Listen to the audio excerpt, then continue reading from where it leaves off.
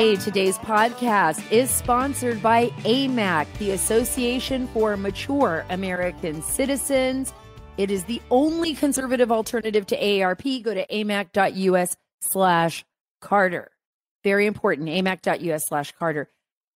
What do we talk about? I mean, this is almost the new year, right?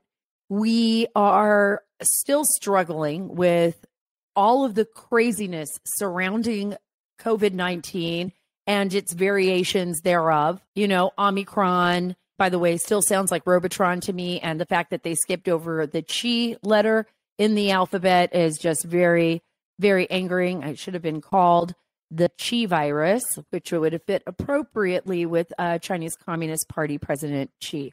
But they decided not to do that. But we have all of these issues facing our world today, I think more so than we could have ever imagined, right?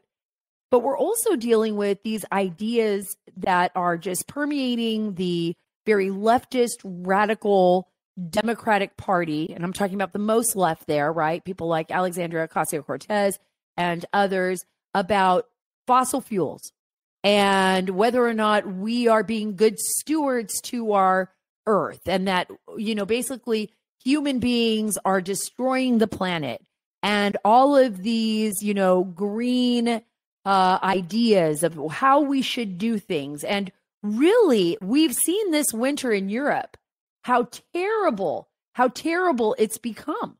You know, serious energy failures because of the reliance on all of these, you know, wind and solar and everything else. So is fossil fuel really that bad? Are we really these terrible stewards of our world?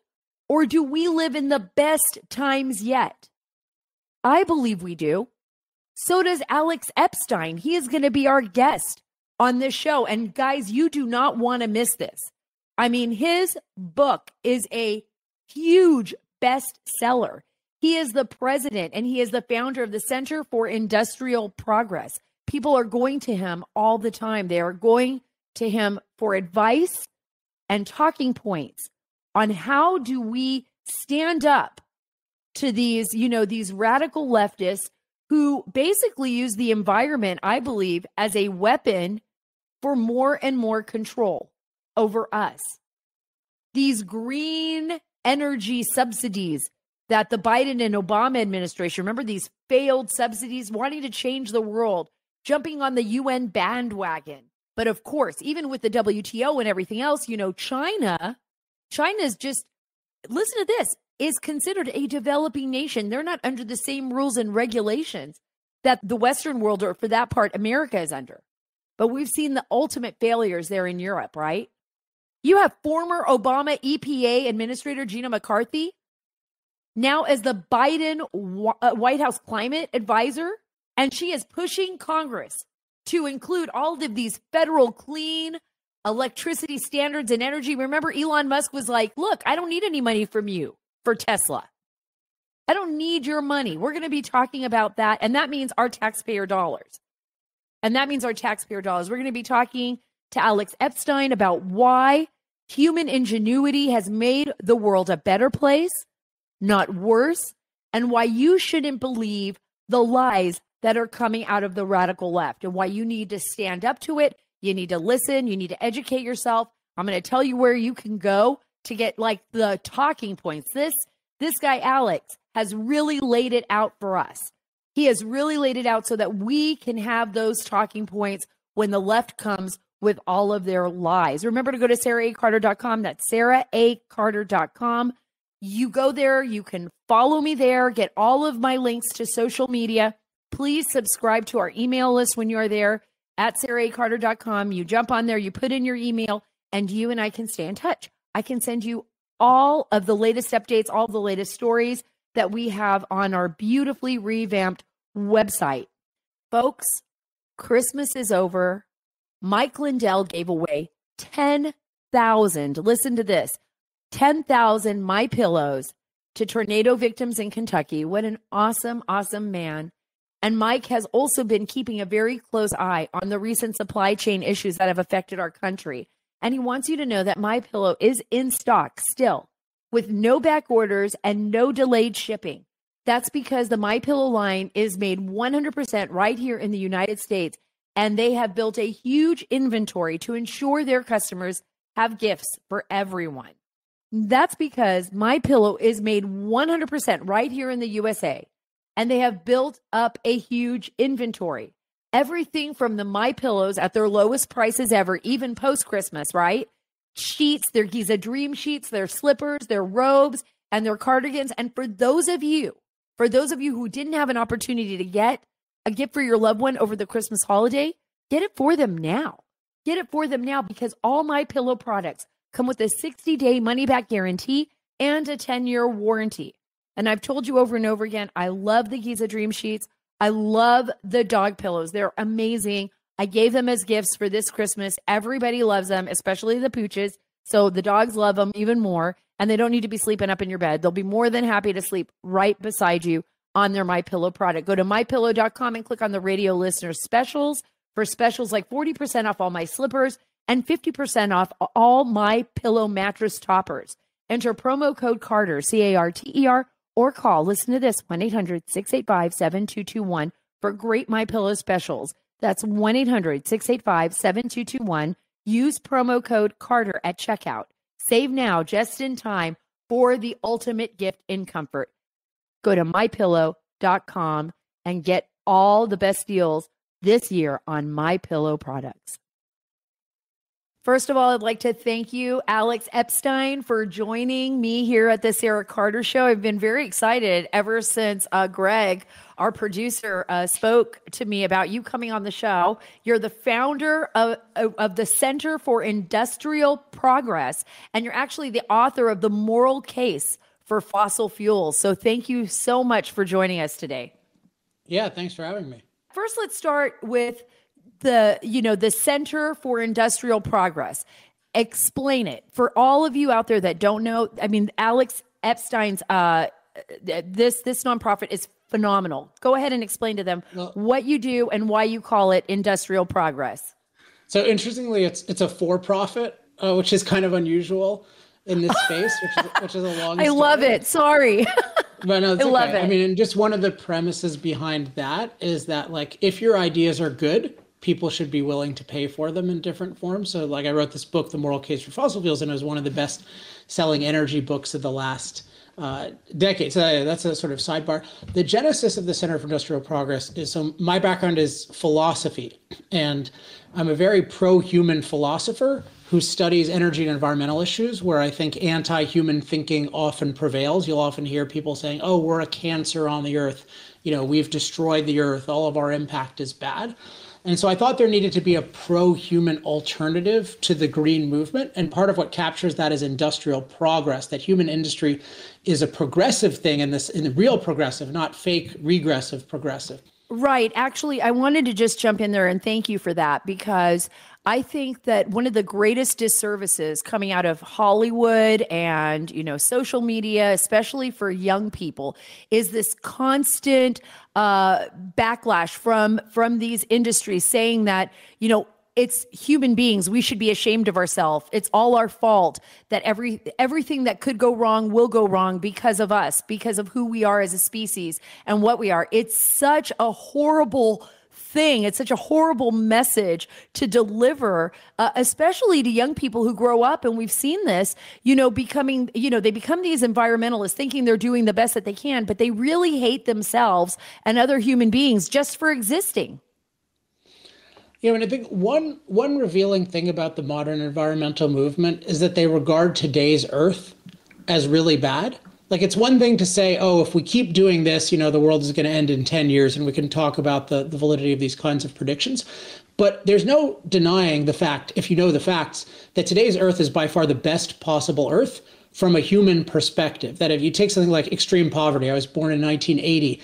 Today, extreme poverty, so that's less than $2 a day. That used to be more than 4 out of 10 people. Now it's less than 1 out of 10. So billions of people now actually have an opportunity to have a real life, to have an actual fulfilling life. Like, that's amazing. The Earth is not naturally conducive to that. Earth is naturally a very poor place.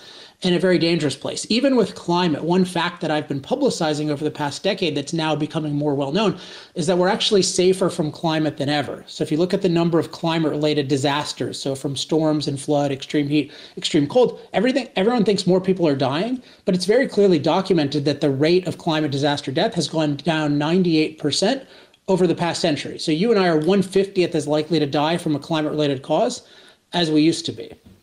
Right, because we can predict. We have great science and advancements in science where we can predict, for the most part, tornadoes. We have satellites that can view the weather phenomena happening on Earth. We are able to rescue people because we have aircraft and vehicles that are able to reach areas that in the past would have been unreachable. Am I right? Yeah, those are some good examples. The number one thing is actually what we can do with drought, because drought-related death is the leading climate-related cause of death historically. And now we basically have no drought-related deaths in the US and in most of the developed world, and even very small in the rest of the world. And one of the number one things is irrigation.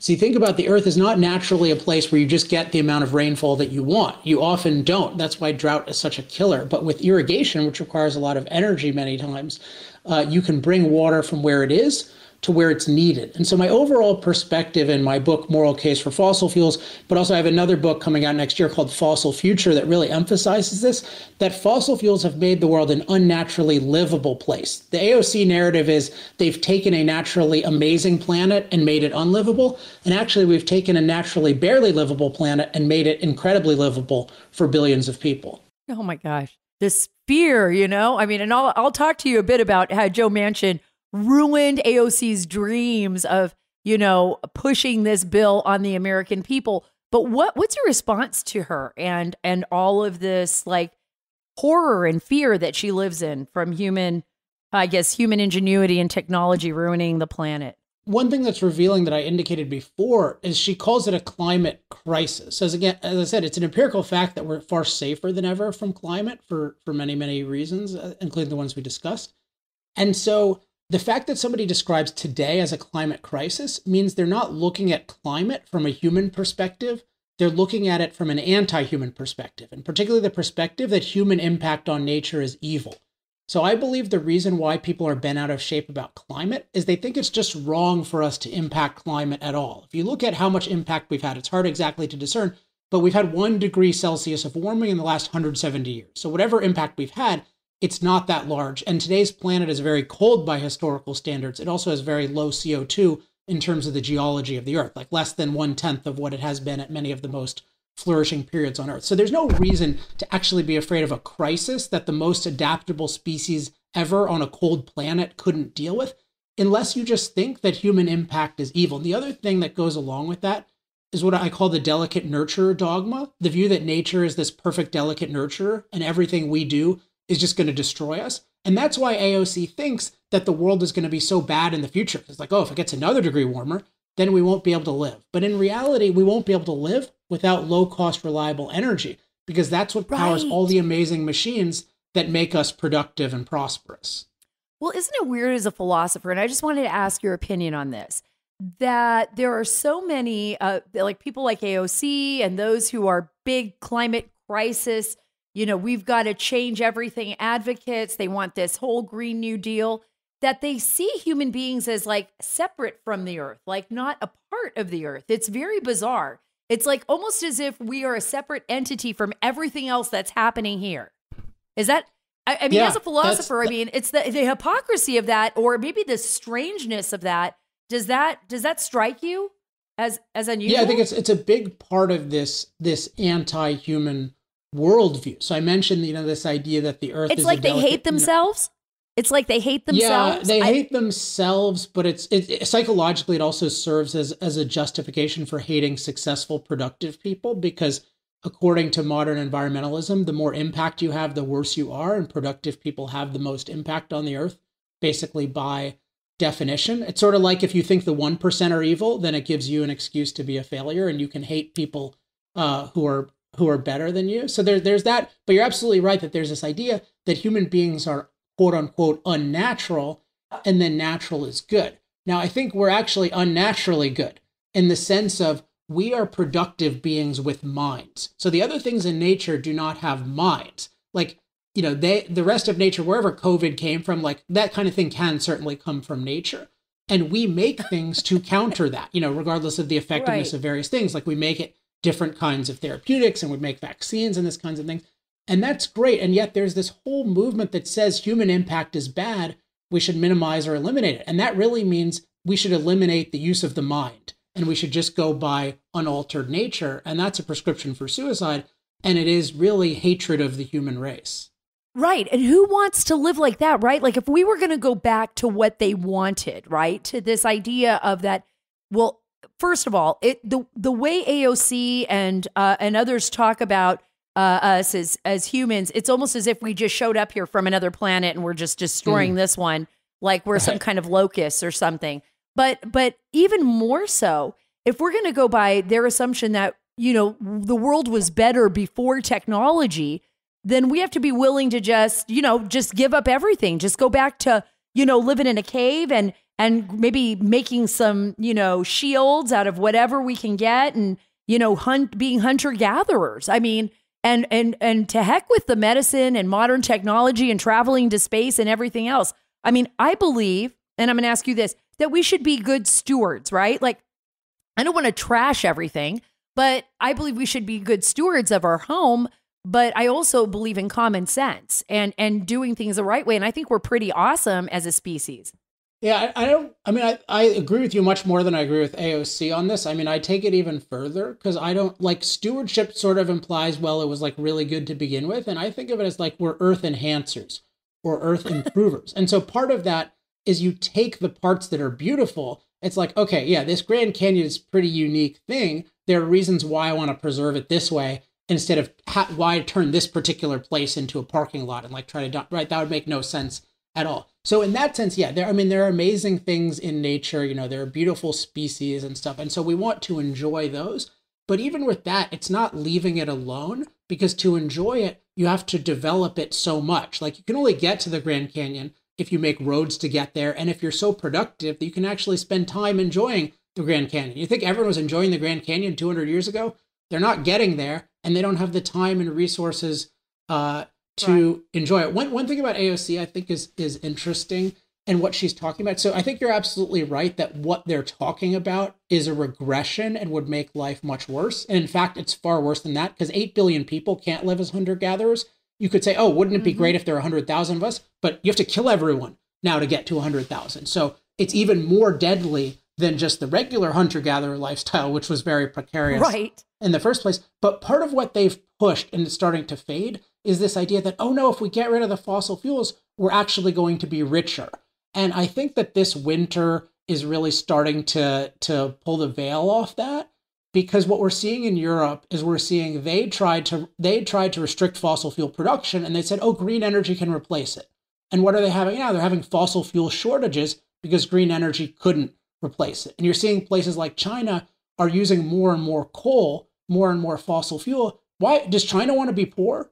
Is that why they're doing that? They want to be poor? No, it's they want to have industry. And today you need a lot of fossil fuels to have industry. So what's happening with the American left is they have this China's lucky. China's lucky because they get treated by the WTO as a developing nation, even though China does whatever they want. I mean, we pay the price for China. I mean, if you want to talk about pollution, I mean, I guess China doesn't even really care. I mean, China's getting away with whatever they want to get away with. They just put the restrictions on the West, right?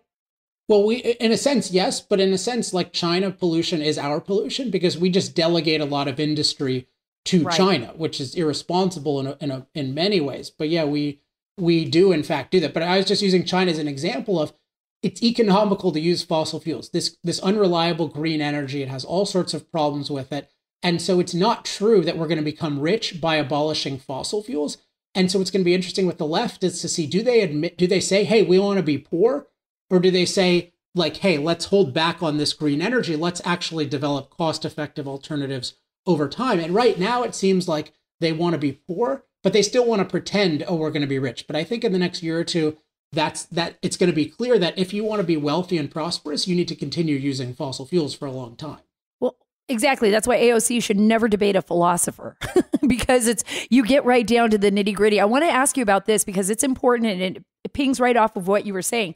Senator Joe Manchin, before he said no on this crazy Build Back Better bill, you actually wrote to him saying it would be an unmitigated disaster for West Virginia. Why would it have been a disaster? And I think you already kind of explained it a little bit, but just what did you say to him?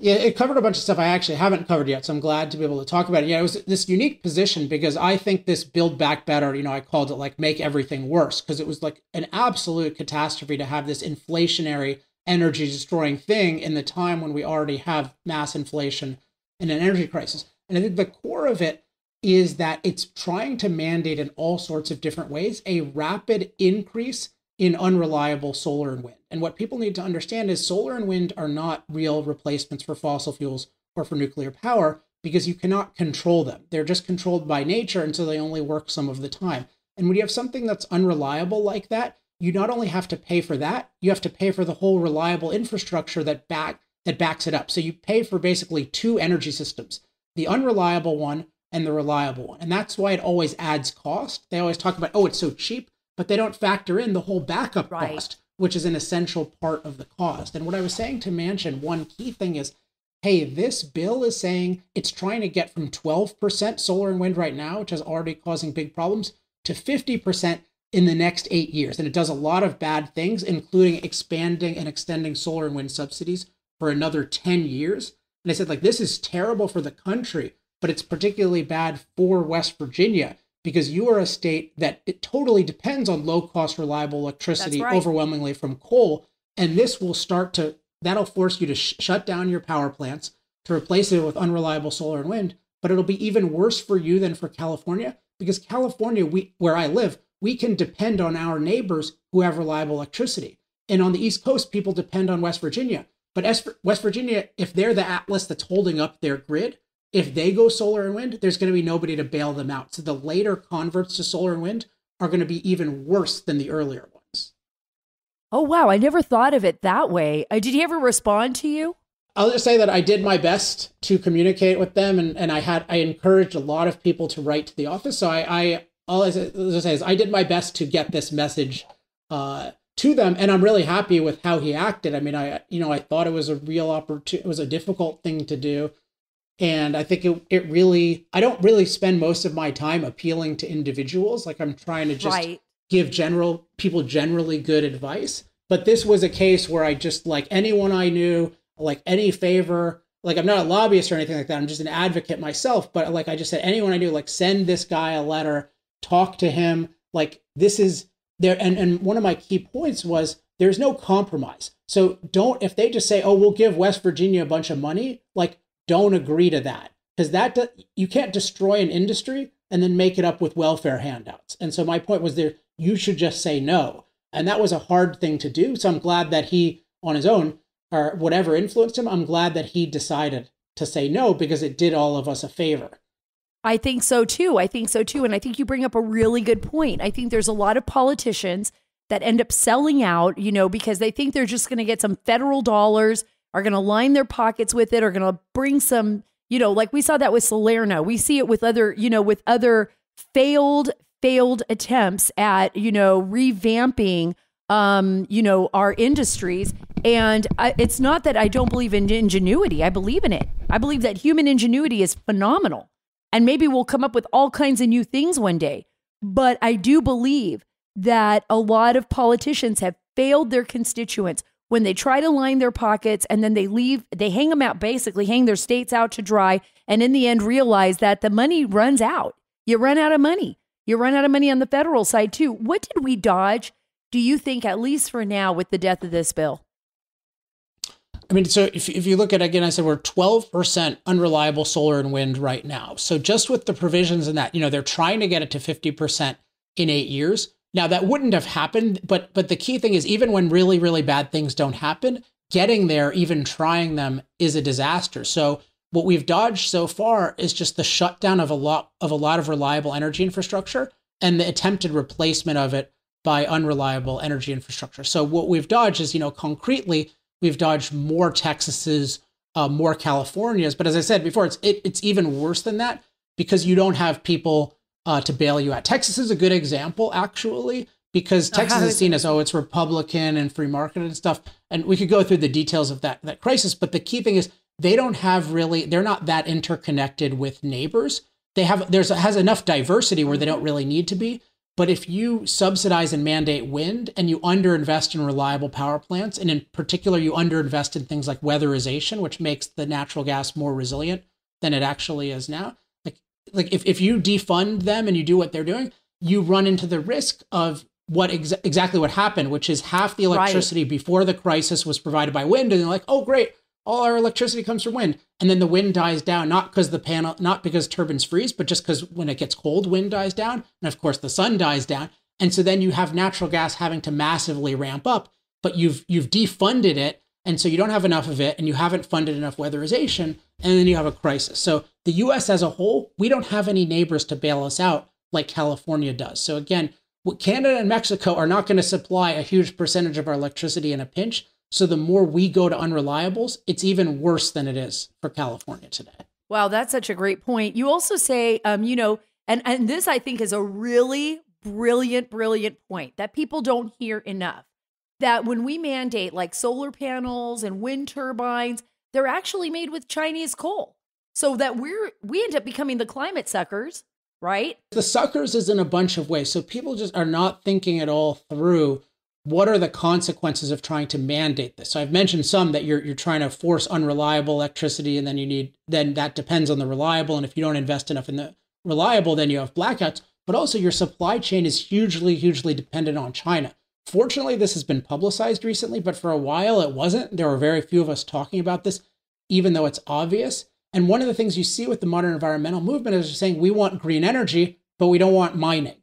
Well, green energy requires 10 times more mining than fossil fuels. So you need huge amounts of mining. You also need to build massive transmission lines, which requires a lot of development. And the whole modern environmental movement is anti us impacting the earth with mining and with development. So what you're seeing is that even we're building way too much solar and wind, given that it's not economical, but we're not building nearly enough for their plans because they're ultimately against all human impact. One final thing about AOC, the lie of what she said, not only is there not a climate crisis that we need to end everything for, but the US unilaterally sacrificing itself by mandating a bunch of Chinese produced solar and wind would do very little globally because it's just us being a sucker. Us destroying our economy does not make the rest of the world convert. If you care about the rest of the world being lower carbon, then you need to encourage innovation, particularly in nuclear. And unfortunately today, most politicians are criminalizing nuclear. So even on their own premises, it's a joke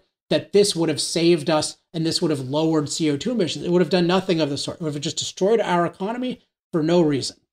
But it's almost like they're not even paying attention to the reality of what's going on. And I'm talking about the left, and I'm talking about those environmentalists that want to make a change. Like President Joe Biden, he set this goal to basically decarbonize the nation's power grid by like 2035, and the whole US economy by 2050. I mean, they see what's happening in Europe right now. You could see what's happening in Europe. It's an unmitigated disaster. And now, but like they are going to stick to it. How do you get common sense to penetrate, and really, I think, dismantle the disinformation that's been out there for so many years? I mean, this is a big fight you're up against, Alex, and everyone else who's, basically in opposition to what, these folks are saying at the White House right now. I mean, you're like having to come on the offensive now to say, like, we're not the worst thing that ever happened to the environment. And let me explain why. But you're really up against a huge disinformation campaign. Yeah, I mean, the two kind of there are three basic false narratives that need to be countered. And so one is that renewables can rapidly replace fossil fuels. Two is that we're causing a climate crisis. And three is a subtle one. It's just that energy isn't very important. Like when AOC said, I think in 2018, the world is going to end in 12 years, and you're talking about the cost of energy. To her, like the cost of energy is just this meaningless sideshow. But actually the cost of energy, that determines how many people can use modern machines to improve their lives. So it determines how much food we have, how much clean water we have, how much ability we have to enjoy ourselves. So the price of energy determines everything. Low cost, reliable energy is fundamental because energy is the industry that powers every other industry. And I think that that is being made more apparent with what's happening in Europe.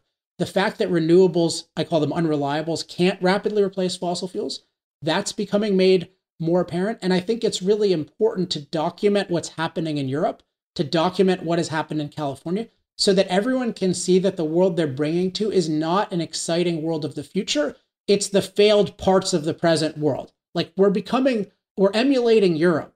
We're not doing some amazing new thing. If you want to do some amazing new thing, decriminalize nuclear, encourage innovation. That will actually get us more innovation and ultimately lower carbon.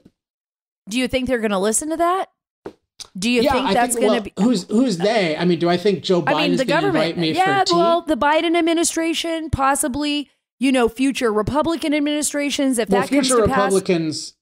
Future Republicans, I think will. So part of my work that I do, I highly encourage people to check out a website called energytalkingpoints.com, where you can search any issue, just plug it in the search, and you can get really good, well-referenced talking points. There's also a mailing list, a free mailing list that I'd encourage everyone to sign up for. But part of that project is I consult with 100+ congressional, Senate, and governor's offices to help them with their messaging and to advise them. Again, I'm not lobbying them. It's just a free service that I make available to them. And so I work with a lot of different offices. And I think there's a big appetite for a rational energy policy. I'm also open to working with anyone, helping anyone, Republican or Democrat. And I think people are seeing this end of the road, like this anti-nuclear, pro-unreliable solar and wind, anti-fossil fuel thing, like it's failing in a lot of ways. And I think people would be more open to, hey, let's liberate all forms of energy. Let's not pretend it's the end of the world. If we need to adapt, let's adapt. But really, let's expand prosperity around the world and let's have America lead that. I think that once you get rid of this idea that the planet is this delicate nurture and it's all going to end tomorrow, you can really start to think logically and scientifically. And I think more people are becoming more open to that. Let me ask you this before I let you go, because I know I've kept you. I mean, I just can talk to you for hours and hours, and I hope you come back on the show because I'm really fascinated. Happy to.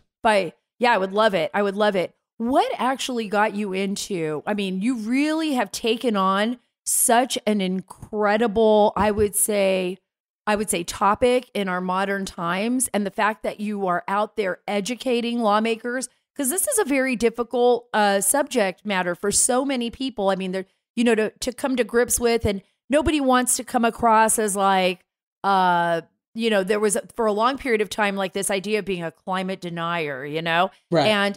And standing up to that would get you ostracized.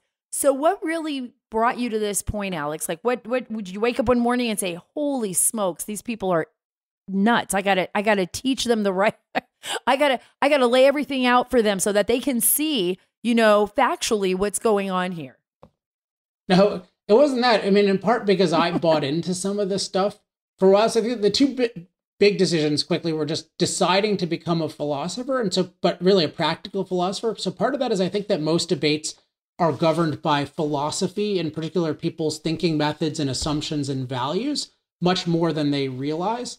And so what happened when I got to energy is I realized, people are thinking of fossil fuels, but even the smart people are being totally irrational. Like, for example, they're only thinking of the negative side effects of fossil fuels, but not the benefits. But you can't do that with things, right? You can't think of an antibiotic or prescription drug or vaccine, or like you need to look carefully at benefits and side effects. Isn't that obvious? But we only talk about the negative side effects of fossil fuels, and we tend to wildly exaggerate them, but we don't look at the benefits, even though, for example, without fossil fuels, without modern diesel agriculture, and without modern natural gas fertilizer, you can't feed the world. So people, they think so irrationally, and they have this false assumption that the earth is a delicate nurturer, and they have this false value that an unimpacted earth is the ideal, instead of that an earth that's good for human beings is the ideal. And so I just saw that 90% of what's confusing in this is actually bad philosophy.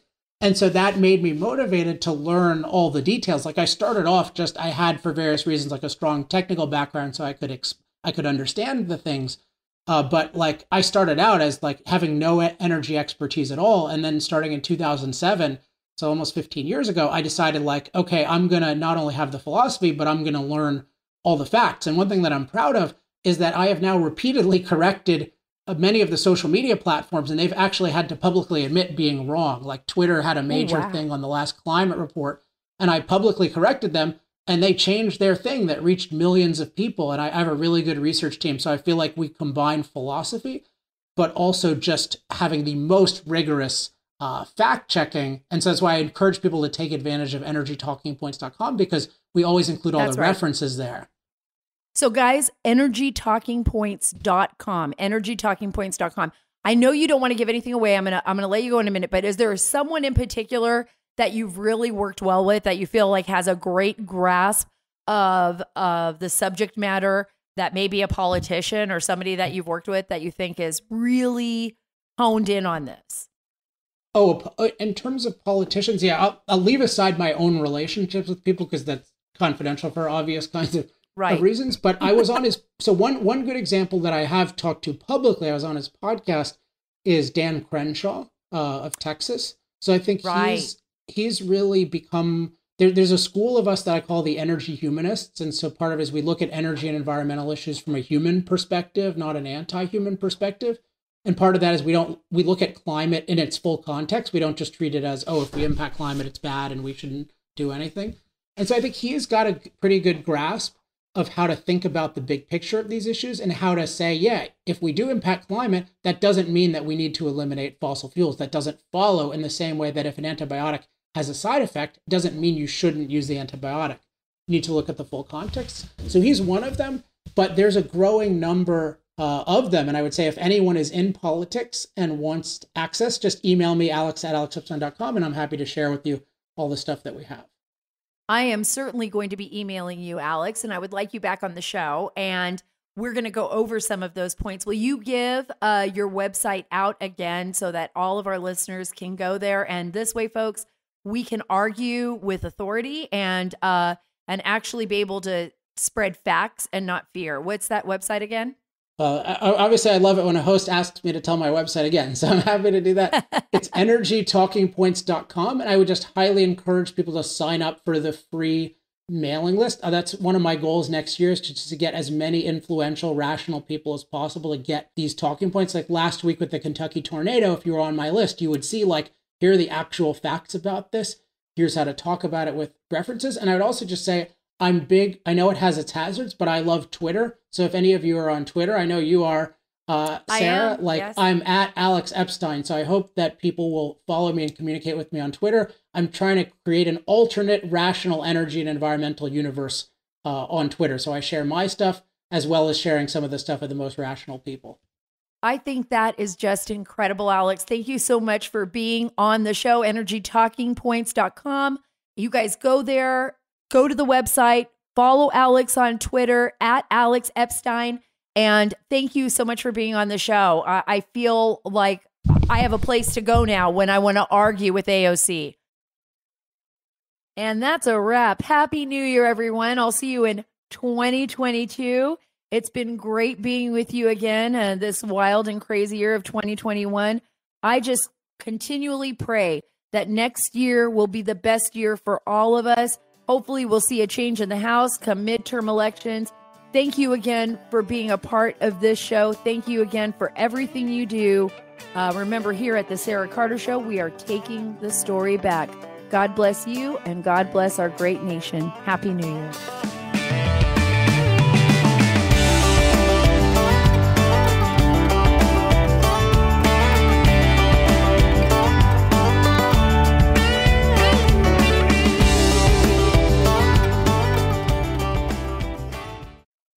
Today, I'm joined by Rebecca Weber, the CEO of the Association for Mature American Citizens. It's also known as AMAC. Can you share a little bit with the audience about your father, Dan Weber, and how he founded AMAC and why? My father formed AMAC after he recognized that the AARP really was not representing his values, and those values were really faith, family, and freedom. And my father believed in America's greatness. He believed that there was what he described as a cultural shift occurring in our country. He thought that the very, very foundation, the Constitution, was being disregarded. And we saw that the power of government was growing and individual freedoms were diminishing, were being threatened. And to get more specific was in 2006 when he said to me that he was canceling his AARP membership. And I said to my father, why would you do that? And he said, well, they've just named Harry Belafonte Man of the Year. And he went on to say that Harry Belafonte had commented to Hugo Chavez saying that George W. Bush was the greatest terrorist threat in America. And my father said something is wrong with that. So he saw the AARP make this sharp left turn. And that was when he said, let's form AMAC. And I said, let's do it. Rebecca, thanks so much for being with me today. I'm honored to have you and AMAC as a sponsor for the Sara Carter Show. For more information, folks, visit amac.us/Carter.